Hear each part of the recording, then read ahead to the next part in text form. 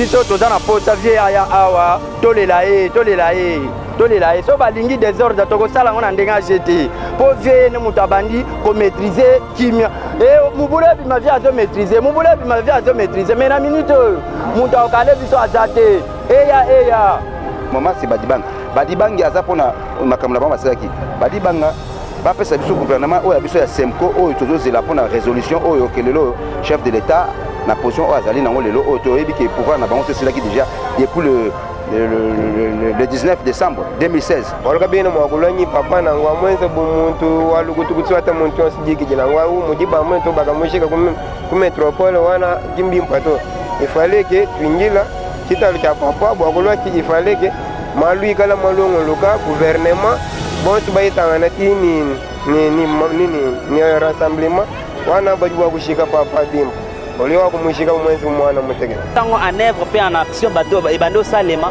wana nde honoré ya chicha roya pe to relele bien na gouvernement oya lingaki to zala c'est un peu ça comme todo c'est ça gouvernement badibanga bazozanga volonté bazozanga vraiment volonté bachande ba bonne volonté elenge ya Congo Glody Diasika la mignonne la mignonne Tracy Mbelenga pro mazolela Tracy Mbelenga mazolela Tracy Mbelenga pro Maman Nangaye promotion bonne année égale 2017 Ayuna la box Orao Télécom avec Wi-Fi pour recevoir plus de 200 chaînes dans la télévision à Bino.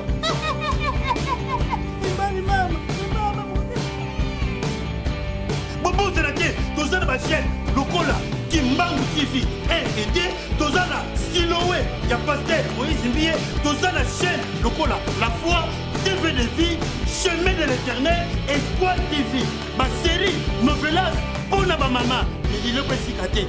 Jeunesse pour l'éducation ya bana biso bato tolela sport ba chaîne ebele eza ya sport et surtout ya liga pour na biso bato lula ba match pour na biso ba Brazzaville oyo tokolaka na Brazzaville Télé Congo DLTV MC ya Pointe Noire bonga vie de la TV ya pause vie de la TV ya faux vie de la TV ya wan vie de la TV ya wangela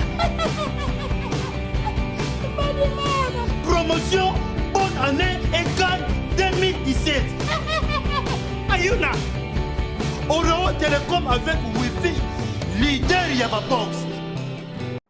Bienvenue fidèles internautes, vous qui nous suivez de partout dans le monde sur la www.elengiacongo.com, la chaîne du moment avec mon patron, mon boss Tracy Mbelenga Pro, la main magique, le papa de Preston Mbelenga. Je dis un grand merci à Glody Diasouka, la mignonne de la presse congolaise, Moria Kobela, ya Mama Rita Kilolo depuis Paris. Grand merci à vous, couple moko parfait, couple moko ya bien bossé là vraiment. Devant vous c'est Jenny Ngoma, Giano la madre. Akitaka sur le terrain, vous avez une information et le caca. Ah, la Kinshasa fait partout ailleurs. Derrière la caméra, c'est Jean-Pi Issa Djembo, Mobala Molai. Babi Jean-Pi Issa Djembo, Kanga Masolo quoi. Ici, en pleine capitale, quand on est en Congo, mais ça n'a pas quitté sur Bavé, Nabino, Quartier Nabino. Tous les affaires, matin à Titi. Mon colonie ni bako rapatrier pardon corps ya titi poto le laé na kimia famille le bi ke ba ozela gouvernement pour ba rapatrier ngo gouvernement pe na kala bango ba bi ke ba ozela famille alors confusion totale to yebite nani azozela nani po corps wana eya na Kinshasa population déjà eza impatient pardon ya ko le laé na kimia et restez branchés sur la www.elengiacongo.com Elengiacongo ba bi bazi wapi to découvrir ensemble la population et c'est là sur ça Tolanda. Mbote papa kombo nona kombo nanga naza GG papa GG biso toza elengi ya Congo tokitia sur terrain pour toyeba makambo ya kozongisa nzoto pour rapatrier corps ya Titi ezorumela famille balobi ke bango bazela gouvernement pour apesa corps nde ponzo toya gouvernement balobi bazela famille pour bango nde baza bakolo ya Titi yosko lobi nde peso c'est nani vraiment ça va ngai na loba bongo tozelaka basengo baya basilisa makambo wana po baya na nzoto ya Titi. Donc tozela gouvernement naza na clé ya yini mtawa c'est nzoto ya Titi.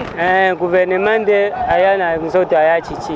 Comment est-ce que bembe roumeli pe ma pe ko sila mama wana pe ko longa lango faut ba ya nango siko pe batu balela te baya nango te il faut gouvernement ebima po baya na ebemba ya chichi nsima puisque toza elengi ya Congo to descend sur terrain po to eba nani azozesa nani po ba rapatrier corps ya chichi na mboka na azozesa te mais il faut ba respecter d'abord poser aux ala na bakonzi ya mboka bango il faut bayeba ke mutu lokwa papa Etienne Tshisekedi aza mutu bakosaka na ete pour ce biso nyonso toza régi na se ya papa wana.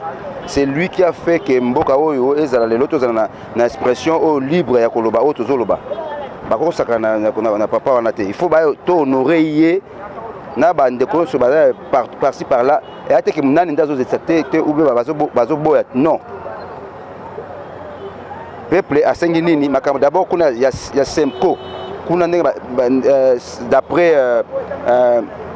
résolution na bango bazana kuna bakene nango ba respecter yango ekene ndenge papa wana tikaki yango zate ke akufi lelo bango bakene à gauche à droite ba ndako kosa lokola ke non azate nde comme non tokozonga marche en arrière te tokene liboso ndenge makambo ezali mutu mo zate gouvernement sala musala na ye gouvernement c'est badibanga pour le moment c'est badibanga aza pona makambo na bango basalaki badibanga bapesa biso gouvernement oyo biso ya Semco oyo tozozela pona résolution oyo ke lelo chef de l'état na position azali nango lelo oto ebi ke pouvoir na bango c'est cela qui déjà depuis le 19 décembre 2016 hein donc baye ba makambo oto notre ke mboka po mboka etambola malamu il faut bazala pena motema oyo ke to ba makambo nzambe te pour se batunyo comme ba makambo nzambe non tozala pe bato mboka ko za modèle osate.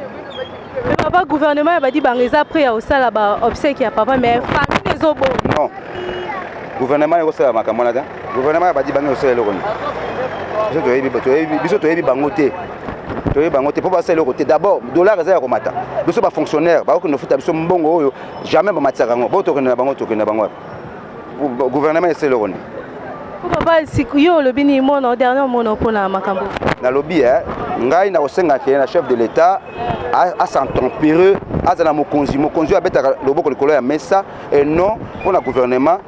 Mais azala na écoute ya peuple alingi o ba pesi payer eloko wana ke lelo akende pas azaleli wana pour se toyebi ke élection mo sami na mboko te to kena na élection te bon gouvernement net bon abiso surtout qui peut gouvernement te pour gouvernement tout d'abord il dépêche à la mbongo on comprendre ba na mbongo ya ko senir nani ebemeko ya ti awa na mbongo ta gouvernement te gouvernement biso to batete ba gouvernement ya badi banga iko kuna Tshisekedi te gouvernement ya badi banga iko kuna Tshisekedi te gouvernement ya sika ozoya otozela ala tanda gouvernement on ya bako ino kunda mutu après gouvernement on non ego sala mabongo te selon bango bako sala selon biso ego simbati biso na pour ça gouvernement ya sika ye to kundi Tshisekedi calmement bien problème ezate mais pour na bango te c'est que muta c'est ça makambo ezaka gouvernement nda c'est ça koyeya quoi non ceux qui Semco a posé a pesi bango ndenge bazela makambo ba poser nani ba pesa nani comme ya premier ministre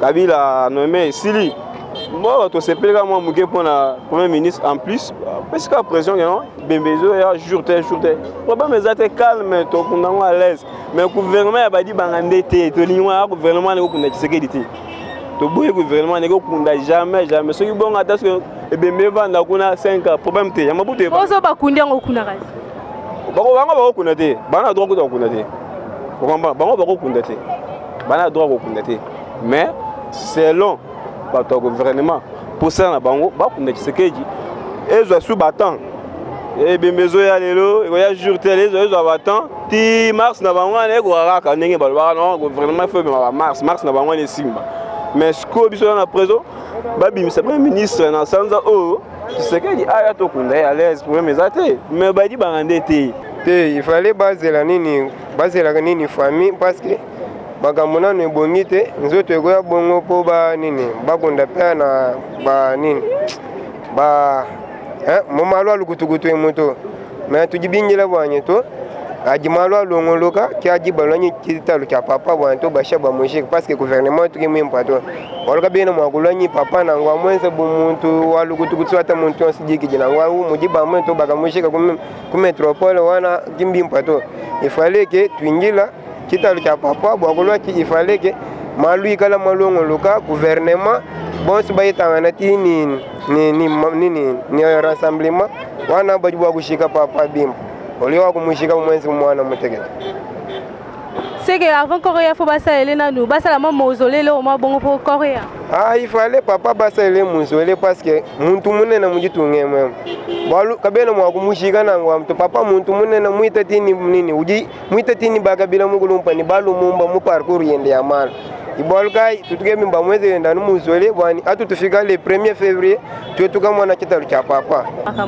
Te makambo eza ya gouvernement to ya famille problème ezali ke faut honorer ya Chichi. Pour honorer ya Chichi bien, loko abundaki pona accord ya le 31 décembre sengeli ba honorer na kotosa accord na pe ba chango en œuvre. C'est tout auto sengo biso population to sengangwana. So ba chango en œuvre pe en action bato e bando salema. Wana nde honorer ya Chichi roya pe to relele bien na gouvernement oya lingaki to zala. C'est un peu ça. C'est comme c'est ça que gouvernement badi bang. Gouvernement badi banga bazo zanga volonté, bazo zanga vraiment volonté, ba chande ba bonne volonté. Comme ça, tu as une élection normale. Pourquoi bazo banga? Ba banga pourquoi? Bon, on a vu que 1,6 milliard de personnes ont organisé une élection. Bon, ils ont monté. Nabia, biso mona population. Bachana nous, bapesa nous problème wana na opposition. Bacha opposition défi, ba mona ki opposition à répondre présent na bana défi wana.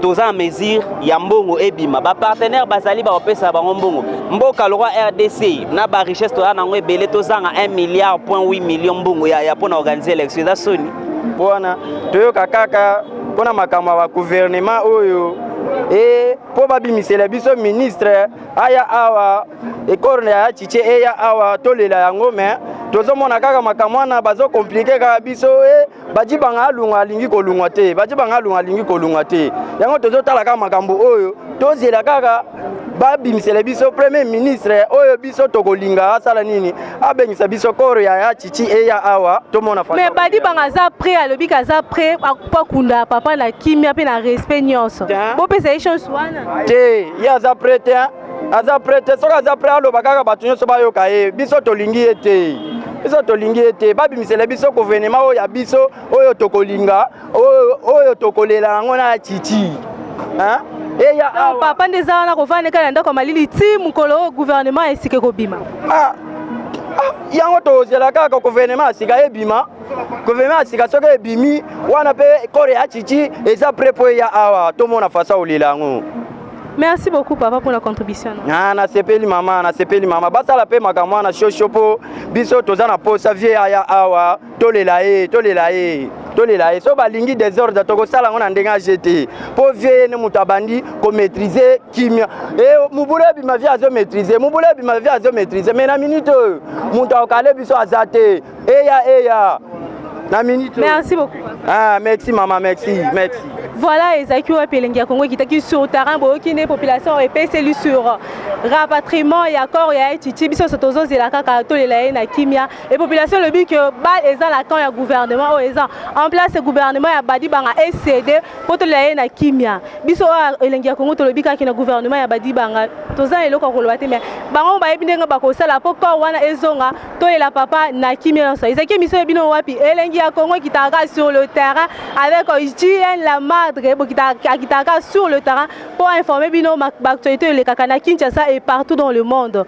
Derrière la caméra, tu as Jean-Pierre Issa Djembo, Mobali Moulay, Talaraye, caméraman, la caméraman, Nyon Sabasole, la Kinshasa.